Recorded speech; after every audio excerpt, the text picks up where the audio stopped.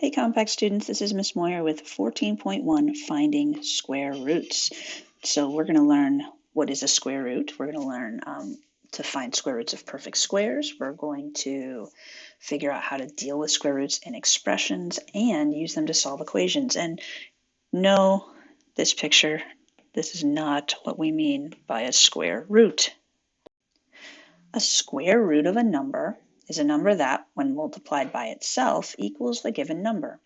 Every positive number has a positive and a negative square root. Think about that for a minute. A positive number times itself, like 2 times 2 is 4, but negative 2 times negative 2 is also positive 4. A perfect square is a number with integers as its square root. So here in this example, we're finding the 2 square roots of 49. So you think through your math facts and you're like, well, I know that 49 is 7 times 7. So a square with an area of 49 would have a side length of 7. So the other square root of 49 would be negative 7, because negative 7 times negative 7 is going to also give you positive 49. So the 2 square roots of 49 are 7 and negative 7. So of course we need a symbol for making square roots. And so we've got this symbol here. It didn't get printed very well. It should really all be connected like this.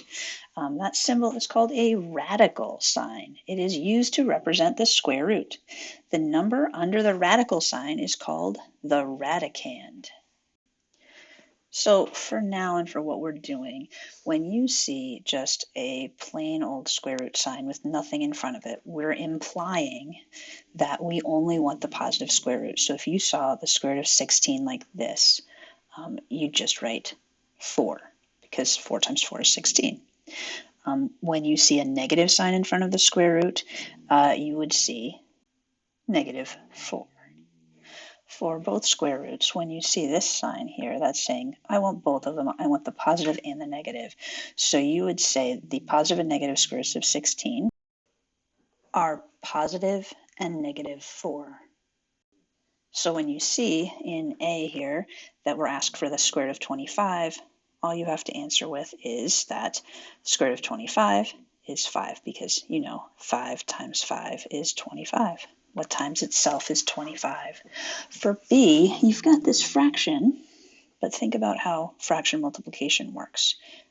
If you've got the same number times itself and it has to equal 9 over 16, well, 3 times 3 is 9, 4 times 4 is 16, so the square root of 9/16 is 3 over 4, and it's asking us to give the negative one. So that's negative 3/4. Now C looks a little crazy. And what I would like to do is pause for a minute and take a look at page 1 in your notes. And I'd like you to take a look at this. So this is page 1, and it's got a list of the perfect squares right here. And you may notice that on the right, it's got the square root. So directly across from here, it's going backwards. So the square root of 1 is 1. The square root of 4, look, 2 squared is 4, so the square root of 4 is 2. The square root of 9 is 3. Take a minute, fill out this list. And so it's pretty simple. We're only going to manage with the square roots today. We'll do the cube roots another time. But you may notice that the number we were looking at in that last question was 2.25, which is strikingly similar to 225. In fact, if we take a look at this number here, the 2.25, and we change it into a fraction, it's 225 100ths. So we're looking at the square root, positive and negative, of 225 100ths. So we know the square root of 25 is 15. Square root of 100 is 10. So we're really looking at a positive or negative 10, but that can be reduced. Positive or negative 15 over 10, they're both divisible by 5. So we end up with positive or negative 1.5 or 1.5. And hopefully you see what's going on here a little bit and maybe can come up with a shortcut. If you notice something like this, I noticed that the square root of 225 is 15 from my chart, but that to get 2 decimal places in my answer, think about when you multiply a number by itself and you've got to get 2 decimal places when you multiply, you need a decimal place in each of them to get 2 into your answer. But I think a lot of kids like this fraction approach. It helps them see where that decimal point might come from. So like that chart we just filled out sort of is titled, squaring a number and finding its square root are called inverse operations. You can use this relationship to evaluate expressions and solve equations involving squares. So when we say this, evaluate each expression, I want you to notice in A, first off, it's a little weird seeing the 5 right next to this radical sign. But remember in math, when there's no operation shown, it means multiplication. So this is meaning 5 times the square root of 36 plus 7. So to make the real point about inverse operations, let's rewrite 36 as a perfect square, as 6 squared. So squaring a number and taking the square root are inverse operations. The square root of 6 squared is simply 6. So this next line becomes 5 times 6 plus 7, or 30 plus 7. The answer to this expression is 37.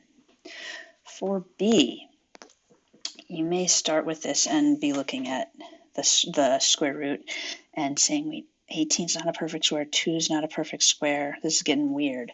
So let's see what we can do if we do some simplification. So we've got 1/4 plus, hey, wait a minute, 18 divided by 2. That's 9, not so tricky. 1/4 plus 3 is 3 1/4. So when you get this stuff here, don't assume that the 18 and the 2 both have to be square roots. See if you can simplify and you end up with a perfect square. In C, we're going to see this inverse operation thing in a different order. Instead of like in part A where we had a radical over a perfect square, we here have the square root sign being squared. So some kids will do this and say, well, look, I know that the square root of 81 is 9, so that would be 9 squared minus 5, or 81 minus 5. Nothing wrong with that. But if you want to take a look at this a little differently, you can say, look, this radical and the squaring thing cancel each other out. This just becomes 81. 81 minus 5 is 76. I've decided to skip that crop circle question, so look right underneath it and you'll see these practice problems. Take a minute, give these a try, pause your video, and when you unpause, I will show you the work and the answers.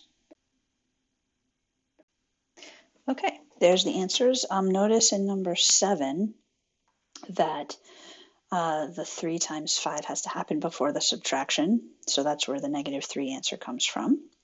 In number 8, you have to reduce the 28 over 7. So if you're not recognizing these numbers as perfect squares, try and do some reduction before you keep going. So square root of 4 is 2. And the last one, the radical here, we've got square root of 4 squared. Those two operations cancel, leaving you just with the 4. Okay, now you can go and try it, page 639 through 23 odd and 29. Have a great rest of your day.